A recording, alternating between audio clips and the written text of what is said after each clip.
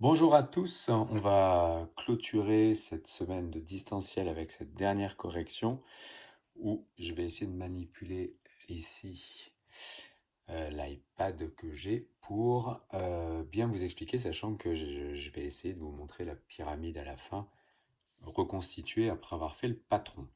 Alors pour ce patron, vous avez ici donc, comme je le disais à un moment donné sur mon message Pronote, le fait que vous avez une base qui est carrée et je pense qu'il faut démarrer avec cette base carrée.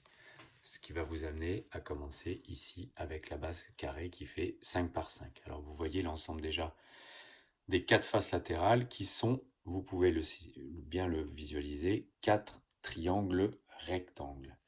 Alors le premier que l'on peut faire, c'est la face de devant, c'est-à-dire ici le triangle SAB qui est rectangle en A et qui mesure ici 5 cm. Voilà pourquoi ici j'ai fait un triangle rectangle en A avec une mesure qui fait 5 cm. Ici vous rejoignez ensuite le S avec le B. Inutile de connaître la mesure. Par contre, une fois que vous l'avez tracée, cette mesure, vous pourrez la reporter. Très important cette notion de reporter les longueurs. Je vous rappelle qu'on reporte les longueurs de proche en proche. Pourquoi? Parce qu'il faut que ça puisse se superposer ensuite quand vous allez replier tout ça. Donc, retenez bien que d'ores et déjà, cette longueur doit être égale à celle-là, que celle-là devra être égale à celle-là, que celle-là et celle-là doivent être égales de la même façon que celle-là et celle-là aussi. Deuxième triangle qu'on peut constituer, c'est le triangle de droite, triangle rectangle en B, on le voit, avec la longueur SB qu'on vient de reporter, donc effectivement, triangle rectangle en B, avec la longueur qu'on vient de reporter entre S et B. On peut passer sur le triangle de gauche, qui est très facile aussi, SAD, triangle rectangle en A, attention, avec 5 cm pour SA, c'est le triangle qui a ici à gauche, triangle rectangle en A, avec la longueur SA qui fait 5 cm. On rejoint ici, pour connaître la longueur, que l'on reporte sur le dernier des triangles, qui est un triangle rectangle en D. C'est le triangle du fond, qui est bien un triangle rectangle en D.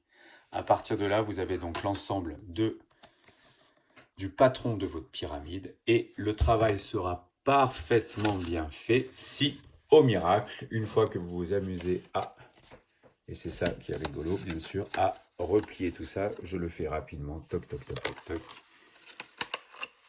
vous avez votre pyramide qui se forme et vous pouvez vérifier que bien sûr, regardez, hein, la superposition des longueurs et le report des longueurs, c'est pour que ça fasse ça. C'est-à-dire que là, ça puisse se superposer, là aussi et là aussi. Je fais comme je peux, j'ai du mal en même temps, je n'ai que deux mains.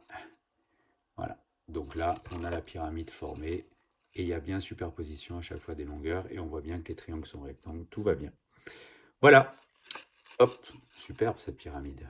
Toc, vue de haut, vue de... hop, allez, je vous laisse, bonnes vacances à vous et on se retrouve à la rentrée avec certainement une belle visio.